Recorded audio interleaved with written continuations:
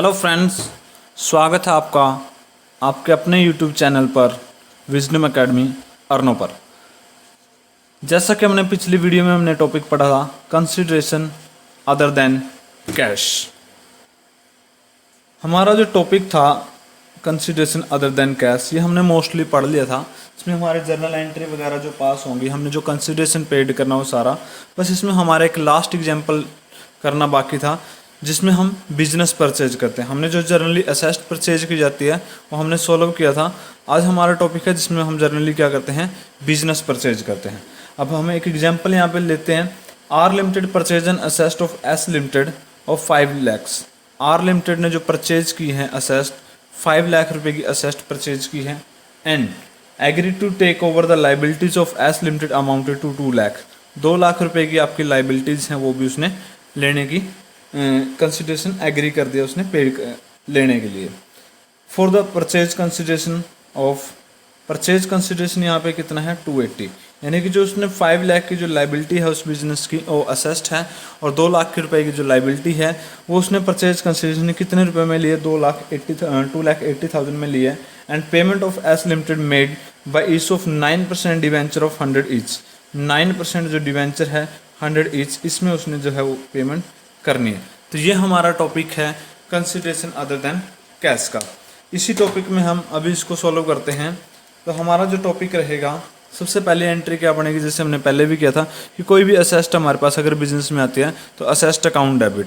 यहाँ पे हमारी असेस्ट हैं तो sundry assets account debit to.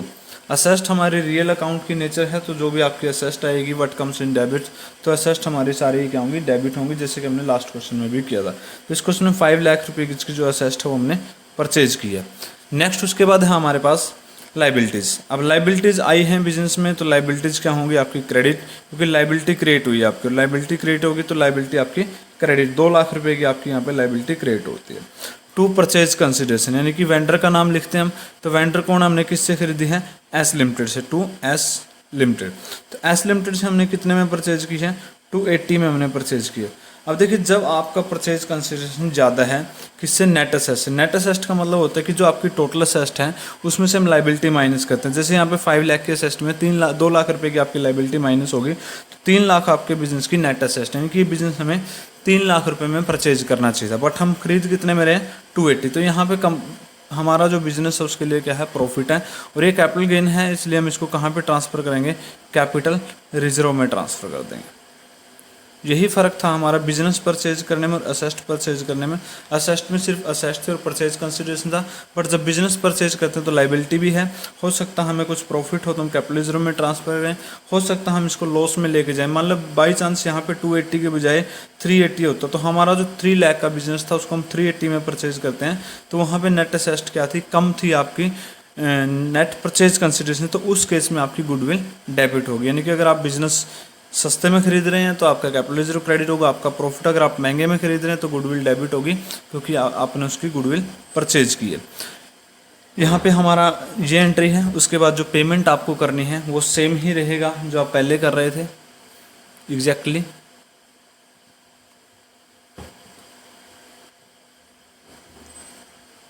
बाकी जैसे हमने लास्ट टॉपिक में किया था कि अब जो एस लिमिटेड है उसकी हमें पेमेंट कैसे करनी है, एस लिमिटेड अकाउंट डेबिट। अब एस लिमिटेड का जो परचेज कंसिडरेशन है वो 2,80,000 है। अब 2,80,000 ही हम उसको पेड करेंगे, किस फॉर्म में पेड करेंगे, 9% डिवेंचर्स की फॉर्म में। एट पार है तो डायरेक्टली हम लिखेंगे 9% डिवेंचर्स, और वो कितने के पेड होंगे, 280 के ही होंगे, क्योंकि एट पार का केस है। हम यहाँ पे नंबर ऑफ डिवेंचर कैलकुलेट करेंगे। नंबर ऑफ डिवेंचर कितने हमने इशू किए हैं, नंबर ऑफ डिवेंचर हमारे बनेंगे 280 आपका परचेज कंसिडरेशन है, और परचेज कंसिडरेशन जो इशूड प्राइस हमारा कितने का, 100 का है। अब इसको डिवाइड करोगे तो 2,800 जो आपके हैं डिवेंचर्स आपने इशू कर दिए।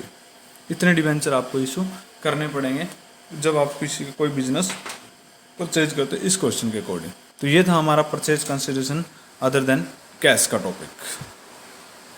देखिए, नेक्स्ट हमारा जो टॉपिक है वह issue of debenture as a collateral security. देखिए, जर्नली जब हम डिवेंचर इशू करते हैं, इशू ऑफ डिवेंचर्स करते हैं, तो हमारे पास क्या आता है, कैश आता है। बट यहाँ पे आपका कुछ नहीं आएगा, ना कैश आएगा, ना आपने कोई एसेट परचेज की है, तो हम डिवेंचर क्यों इशू करते हैं? कोलेटरल यहाँ पे हम डिवेंचर इशू करते हैं एज ए सिक्योरिटी की फॉर्म में, सिर्फ सिक्योरिटी की फॉर्म में। हम इसमें एक एग्जांपल लेते हैं नॉर्मली, जैसे हम सबसे पहले जो कंपनी है आपकी उसको फाइनेंस चाहिए, अमाउंट चाहिए, लेकिन वो किसके थ्रू चाहिए आपको? लोन के थ्रू चाहिए। अब लोन कहाँ से लेगा वो? बैंक से। यानी कि आपकी कंपनी को फाइनेंस चाहिए लोन के थ्रू। अब लोन लेने के लिए कंपनी किसके पास जाएगी? बैंक के पास। अब कंपनी को मान लीजिए लोन कितने का चाहिए? 10 लाख रुपए का लोन चाहिए उसको। अब 10 लाख का लोन के लिए बैंक क्या मांगेगा उससे? सिक्योरिटी। बैंक कहता है कि उसे सिक्योरिटी चाहिए, बट जो कंपनी है उसके पास सिक्योरिटी के तौर पे रखने के लिए सिर्फ क्या है? मान ली बिल्डिंग है या प्लांट मशीनरी है, जिसकी ओवरऑल वैल्यूएशन कितना बनता है आपका? सिर्फ 8,50,000 आपका ओवरऑल वैल्यूएशन है जो उसकी सिक्योरिटी है। अब बैंक क्या कहता है कि उसको सिक्योरिटी क्या चाहिए? लोन के अमाउंट से ज़्यादा चाहिए। अब 10 लाख की बजाय उसको 12 लाख रुपए की सिक्योरिटी चाहिए मेनली। अब हम क्या कहते हैं, आपकी कंपनी क्या कहती है कि हम आपको प्राइमरी सिक्योरिटी के फॉर्म में तो देंगे ही देंगे, मॉर्गेज के फॉर्म में, बट आपको एडिशनल यानी कि कोलेटरल सिक्योरिटी, उसकी एडिशनल जो सिक्योरिटी है वो भी देंगे। किसकी फॉर्म में? डिवेंचर। हम आपको डिवेंचर पेड कर देते हैं। मान लीजिए यहाँ पे हम 4 लाख के जो डिवेंचर है उसको इशू कर देते हैं, 4 लाख रुपये का हम उसको डिवेंचर्स देंगे। किसकी फॉर्म में? सिक्योरिटी की फॉर्म में। नॉर्मली हमारे डिवेंचर्स उसको दिए गए हैं, लेकिन ना उसने कुछ पैसा है, सिर्फ सिक्योरिटी की फॉर्म में रखे गए हैं उसके पास। इन फ्यूचर अगर हम बैंक का लोन रीपेमेंट नहीं कर पाते हैं तो बैंक क्या करेगा? आपको जो डिवेंचर्स हैं उनको इशू करेगा, और उनसे जो पैसा आएगा वो कहाँ पे? बैंक अपना रिकवर कर लेगा, और इंटरेस्ट उसका कंपनी पेड करेगी। तो इस केस में हम इसी को बोला जाता है issue of debenture as a collateral security. देखिए, इस केस में हमारे 2 अलग अलग केसेस होते हैं, 2 अलग अलग थ्योरी हैं। फर्स्ट केस में हमारा क्या होता है कि सिर्फ हम जो बैंक लोन है उसी को एंट्री बुक्स में शो करते हैं, उन्हीं की एंट्री हम पास करते हैं, बाकी किसी भी इशू ऑफ डिवेंचर्स के लिए हम एंट्री पास नहीं करते हैं। वो थ्योरी क्या कहते हैं कि जब डिवेंचर्स हमने सिर्फ इशू किया है, एज ए मॉर्गेज दिए हैं, ना कोई कंसिडर, ना आपके डिवेंचर गए हैं, ना आपके पास कोई पैसा आया है, यानी कि मॉनेटरी के टर्म्स में आपने उसको मापा नहीं है, तो आप मेजर ही नहीं किया तो आप उसको नोट नहीं करोगे अकाउंट्स में, बुक्स ऑफ अकाउंट्स में।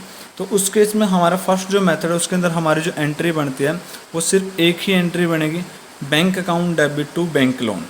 जितना भी हमने क्या है बैंक से लोन लिया है उसकी हम एंट्री पास करेंगे, bank account debit to bank loan. मान लीजिए यहीं पे सपोज कीजिए हमने 10 लाख का लोन लिया था, तो 10 लाख की आप एंट्री यहाँ पे पास कर दोगे। बाकी नरेशन लिख दोगे, loan taken from the bank against the primary security and the as a collateral security. बाकी जो आपकी डिवेंचर इशू करने की जो एंट्री है वो आप इसमें पास नहीं करोगे, लेकिन साथ में आप इसको बैलेंस शीट में कहाँ दिखाओगे? बैलेंस शीट जैसे कि आपने पढ़ी थी इशू ऑफ डिवेंचर्स में, आपकी बैलेंस शीट का परफॉर्मा इस तरीके से होगा।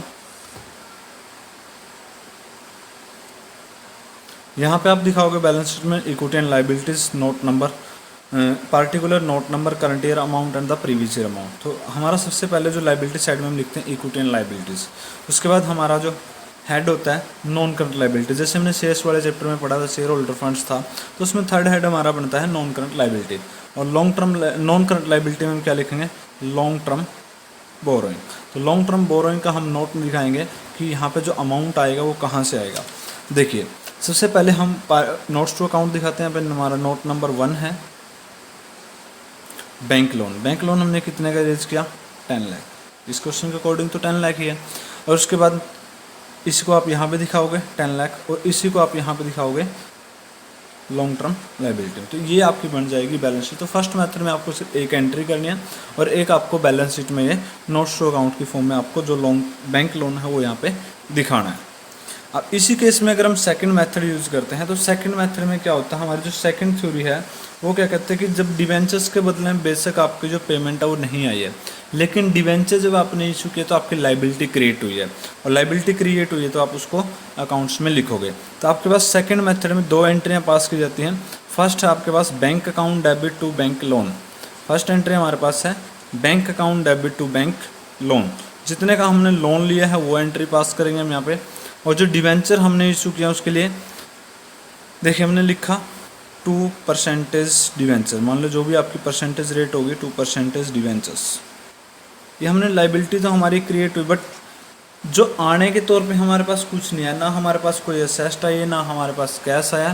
तो जैसा कि हम रेक्टिफिकेशन ऑफ एरर्स में प्लस में पढ़ा था कि सस्पेंस अकाउंट हम ओपन कर देते हैं जब कोई भी साइड हमारी कम रह जाती है। तो हम यहाँ पे क्या लिख देते हैं, डिवेंचर्स सस्पेंस अकाउंट। तो हम एक नया अकाउंट ओपन करते हैं, डिवेंचर्स सस्पेंस अकाउंट डेबिट। तो डिवेंचर सस्पेंस अकाउंट यहाँ पे डेबिट होगा 2% डिवेंचर्स। तो यहाँ पे जितने भी आपने इशू किए एज ए कोलेटरल सिक्योरिटी उसकी आप एंट्री दिखा दोगे। और वहीं फिर आपको यहाँ पे भी बैलेंस शीट बनानी पड़ेगी। Balance sheet as on that जो भी आपके पास डेट होगी, यहाँ पे फिर अगेन आपको उसी तरीके से particular, note number and amount of current year and amount of previous year. सबसे पहले हमारे पास आ जाता है इक्विटी एंड लाइबिलिटी, वही है सबसे पहले तो इक्विटी एंड लाइबिलिटी, क्योंकि हम लाइबिलिटीज़। उसके बाद हमारा वही head non current liability, non current liability. और फिर हमारा नॉन करंट लाइबिलिटी का जो सब हेड है वो क्या बनेगा आपका, long term borrowing. Long term borrowing यहाँ पे बनेगी। अब लॉन्ग टर्म बोरोइंग का जो टोटल अमाउंट है वो आप कहाँ दिखाओगे, नोट नंबर 1 में दिखाओगे। अब नोट नंबर 1 में कैसे दिखाना जो हमें है, अब कितना अमाउंट हम दिखाएंगे। सबसे पहले तो वही बैंक लोन, इसी तरीके से दिखाओगे आप नोट नंबर 1, वही पार्टिकुलर अमाउंट वगैरह लिखने के बाद सबसे पहले आप यहाँ पे दिखाओगे बैंक लोन। बैंक लोन जो आपने लिया है वो अमाउंट आप यहाँ पे शो करोगे। और उसके बाद जो आपने डिवेंचर्स इशू किए हैं वो भी लाइबिलिटी क्रिएट हुई है, तो डिवेंचर्स हैं वो भी आपको यहाँ पे लाइबिलिटी में शो करने पड़े। बट सेम अमाउंट से हमने क्या कर दिया, डिवेंचर सस्पेंस अकाउंट को डेबिट भी कर दिया। तो जितना भी हमने डेबिट किया था वो इसमें से क्या करोगे, माइनस करोगे डिवेंचर्स सस्पेंस अकाउंट। और यहाँ पे दोनों ही सेम अमाउंट ही आपका माइनस हो जाएगा, तो आपके पास कुछ भी इफेक्ट यहाँ पे बैलेंस शीट पे नहीं पड़ेगा।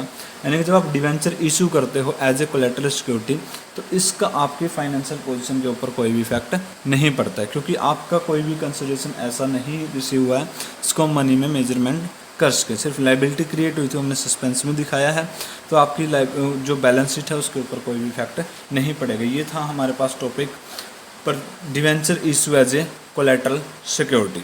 अब हम इसका एक एग्जांपल करते हैं और उस एग्जांपल में हम थोड़ा सा और अच्छे से समझने की कोशिश करते हैं कि हमारा जो डिवेंचर किस तरीके से हम इशू करते हैं एज ए कोलेटरल सिक्योरिटी। यहाँ पे देखिए क्वेश्चन है, बेस्ट बारकोड लिमिटेड टू के loan of, Best Barcode limited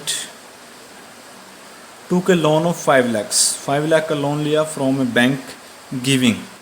क्या दिया उनको बदले में, 6 lakh 9% debentures, amount of 6 lakh, 6 lakh रुपए के हमने क्या कर दिया उसको डिवेंचर दिए हैं एज ए कोलेटरल सिक्योरिटी। तो कोलेटरल सिक्योरिटी की फॉर्म में जब आप उसको डिवेंचर्स दे रहे हो। अब देखिए इसी क्वेश्चन को हम करते हैं, जैसे कि हमने अभी एंट्रियाँ पास की थी सेम उन्हीं एंट्रीज में हम इनको लिखने की कोशिश करते हैं। डिवेंचर हमने इशू किया 5 लाख के, यहाँ लोन हमने लिया है 5 लाख का, तो हमारी फर्स्ट एंट्री क्या होगी, लोन लेने की। Bank account debit to bank loan, तो लोन कितने का हमने लिया है, 5 लाख का जो लोन हमने वो लिया। यहाँ पे आप नरेशन भी लिख सकते हो, loan taken from bank, loan taken from bank. अगर आपके पास कोई प्राइमरी सिक्योरिटी दी है तो वो लिखोगे, अदरवाइज आप against the debenture issue as a collateral security. उसके बाद आपने जो डिवेंचर्स इशू किए हैं 5 लाख का जो लोन है उसके बदले में आपने 6 लाख रुपए के डिवेंचर इशू किए हैं, तो उसके एंट्री आप लिखोगे debenture suspense account debit 2%, 9% debenture, तो 9% डिवेंचर्स आपको यहाँ पे 6 लाख रुपए के शो कर देने हैं। क्लियर। उसके बाद नॉन करंट लाइबिलिटी, हम बैलेंस शीट में आएंगे, equity and liabilities, third head है हमारा नॉन करंट लाइबिलिटीज़। उसके अंडर आपका सब हेड है long term borrowing. Long term borrowing में कितना अमाउंट दिखाओगे यहाँ पे शो करना है। आपने लोन लिया है 5 लाख का, डिवेंचर इशू किए 6 लाख, और डिवेंचर सस्पेंस भी कितने का है 6 लाख। 6 लाख में 6 लाख माइनस हो गई, आपका फाइनल अमाउंट वहाँ जाएगा नहीं, बट जो 5 लाख है वही आपने कहाँ पे दिखाना है, बैलेंस शीट के अंदर शो करना। तो यहाँ पे आप 5 लाख का जो लोन है वही आप लॉन्ग टर्म बोरोइंग के अंदर शो करोगे। तो ये हमारा टॉपिक था debenture issue as a collateral securities. ठीक है, तो यहाँ पे जब भी आपको एग्जाम में इस तरह का क्वेश्चन पूछा जाए तो आपको सेकंड मेथड ही यूज़ करना है, जब तक आपको पार्टिकुलरली ये ना बोला जाए कि आपको फर्स्ट मेथड अडोप्ट करना है या फिर आपको डिबेंचर इशू करने की एंट्री रिकॉर्ड नहीं करनी है। तो तब तक आप क्या करोगे, नॉर्मली दोनों ही मेथड लिखोगे, दोनों एंट्री लिखोगे, bank account debit to bank loan and debenture suspense account debit to names in debentures.